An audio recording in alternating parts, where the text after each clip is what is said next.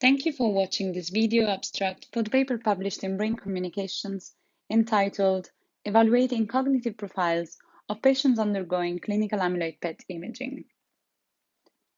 Episodic memory impairment is the typical presenting feature of clinical Alzheimer's disease, and this is often evaluated through neuropsychological assessment. At a pathological level, the disease is characterized by amyloid and tau deposition, which can be detected in vivo by CSF examination or PET imaging. Amyloid-PET allows clinicians to test for the presence of amyloid beta in the living human brain with relatively good sensitivity and specificity. Interpretation is binary. A positive scan, characterized by the tree in bloom sign, indicates the presence of increased amyloid deposition. A negative scan indicates the absence or sparse level of amyloid plaques and is characterized by the branching tree sign.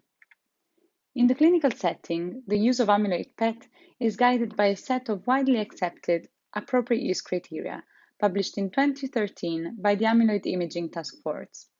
According to these, amyloid-PET should be restricted to patients with objective cognitive impairment, diagnostic uncertainty after comprehensive evaluation, and at least one of the three criteria listed here.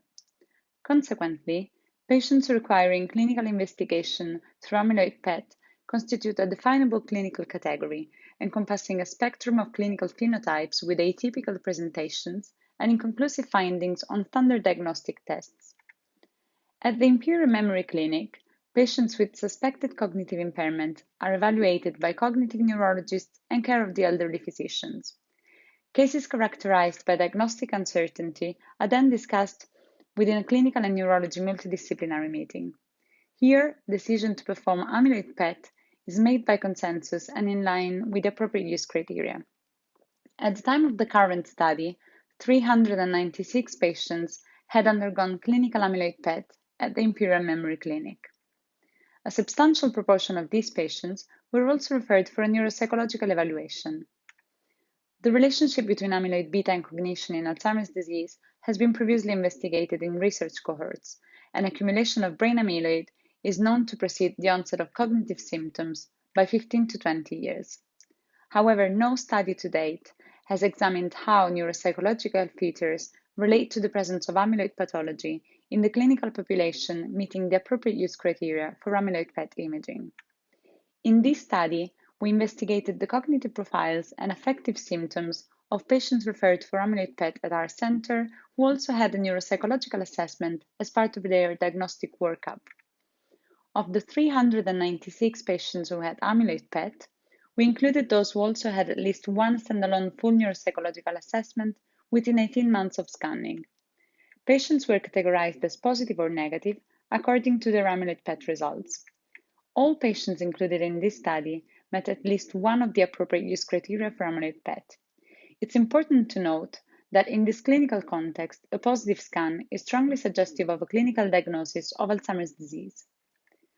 We divided the amyloid-negative group further into two subgroups, stable and progressive, with the latter being based on documented clinical progression and/or the presence of a concomitant neurological condition known to affect cognitive function.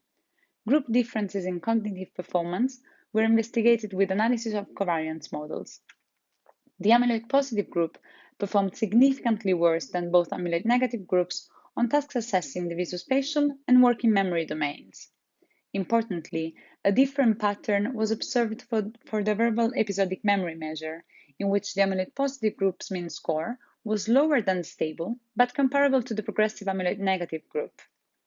The three groups did not differ on any of the remaining cognitive domains. Finally, when looking at affective symptoms, we found that a considerable proportion of our cohort scored above the clinical cutoff on a self-report measure of anxiety and depression.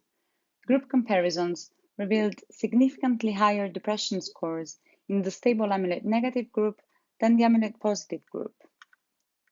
In conclusion, our study showed that in the clinical cohort of patients meeting the appropriate use criteria for amyloid-PET, visuospatial dysfunction and working memory impairment were better indicators of amyloid positivity than episodic memory dysfunction.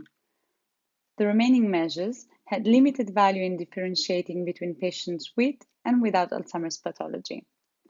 Finally, this study highlighted a considerable occurrence of symptoms of anxiety and depression in this clinical population.